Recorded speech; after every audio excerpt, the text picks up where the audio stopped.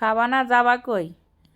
যখন দাম ছিল বেশি তখন একদম খাবো খাবো, আর এখন দাম কমে গেছে, এখন আর আনলে কেউ খায় না, প্রত্যেকদিন নষ্টই হইতেছে।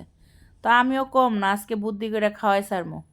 আসসালামু আলাইকুম, সবাই কেমন আছেন? আশা করি সবাই ভালো আছেন। আজকে আরেকটা নতুন ভিডিওতে আপনাদের আমন্ত্রণ জানাচ্ছি। তো যা বলতেছিলাম, এখন আর বাচ্চারা ফুলকপি খাইতে চায় না, তাদের যে এখন আর ফুলকপি কোনোভাবেই খাওয়াইতে পারতেছি না, তাই ভাবলাম আজকে একটু বুদ্ধি করে কিছু বানাই দেখি যে খায় কি না। তো আশা করি আমার ছোট ছোট বাচ্চারা খেয়ে নিছে, খুব ভালো হয়েছে খাইতে। তো আপনারা এইভাবে বানিয়ে খেয়ে দেখবেন, ভালো লাগবে। তো আমি প্রথমেই দেখতে পারলেন যে ফুলকপিগুলো ছোট ছোট করে টুকরো করে কেটে সাথে 4টা আলু দিয়েছিলাম, ভালো করে ধুয়ে পরিষ্কার করে চুলায় সিদ্ধ বসিয়ে দিয়েছি। আলুটা দিয়েছি মূলত এটা একটা আঠালো ভাব হয় যাতে, না হলে একদম পানি পানি হয়ে যাবে, যেহেতু ফুলকপি সবজিটা কিন্তু একটু নরম নরম, তার জন্য একটু আলু দিলাম। তো আমি এখানে 4টা বড় আলু নিয়েছি আর একটা ফুলকপি নিয়েছি। তো এখন একটু হলুদ আর লবণ দিয়ে ভালো করে সিদ্ধ বসিয়ে দিলাম। এদিকে আমি একটু বেসন কোট করে নিচ্ছি, ঘরে বেসন ছিল, বেসনের মধ্যে দিয়েছি একটু হলুদের গুঁড়া, একটু পরিমাণ মতো লবণ, আর দিয়েছি হলো শুকনো মরিচের গুঁড়া। আর লবণটা আপনারা বুঝে দিবেন, যেহেতু আমি ফুলকপি আর আলু সিদ্ধ করার সময় লবণ দিয়েছি, তার জন্য এখানে বেসনের কোটে অল্প পরিমাণ লবণ দিবেন পরিমাণ বুঝে। তো ভালো করে এখন ম্যাশ করে নিব। দেখেন এরকম একটা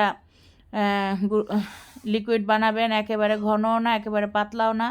তো আমি বেসনটা রেডি করে রেখে দিলাম, আর এদিকে দেখেন আমার ফুলকপি আর আলু সিদ্ধ হয়ে গেছে, আর আমি পানিটা ঝরিয়ে নিয়ে আসছি। এখন ভালো করে এটা ম্যাশ করে নিব, আর সাথে দিয়ে দেব কাঁচামরিচ কুচি আর পেঁয়াজ কুচি।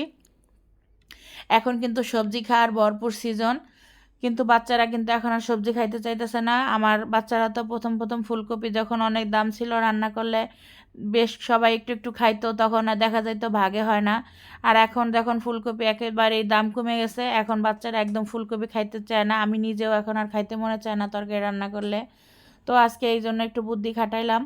তো এখন দেখেন ভালো করে ম্যাশ করে নিয়েছি, আর হলুদ দেওয়াতে কালারটা একটু অন্যরকম হয়েছে, হলুদ হলুদ হয়েছে, নাহলে একবারে সাদা হয়ে থাকতো, তার জন্য একটু হলুদ দিলাম। আপনারা আপনাদের ইচ্ছা হলে দিবেন, না হলে দিবেন না।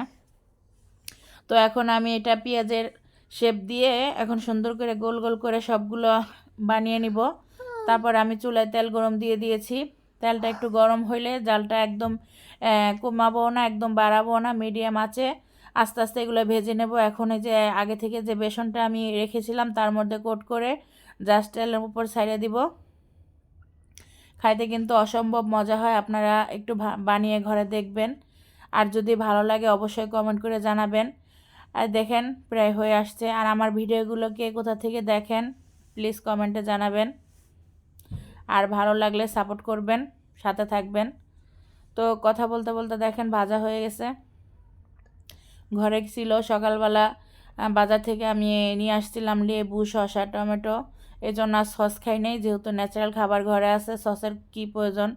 আর আমি কয়েকবার সস বানিয়েছি, এবারও বানাবো ইনশাল্লাহ, টমেটোটা একটু দাম কমলে। তো এই দেখেন এখন আমি সবগুলো উঠিয়ে নিয়েছি আর একটু পরিবেশন করলাম, সাথে দিলাম একটু টমেটো আর শসাটা একটু ডিজাইন করে কাটছি।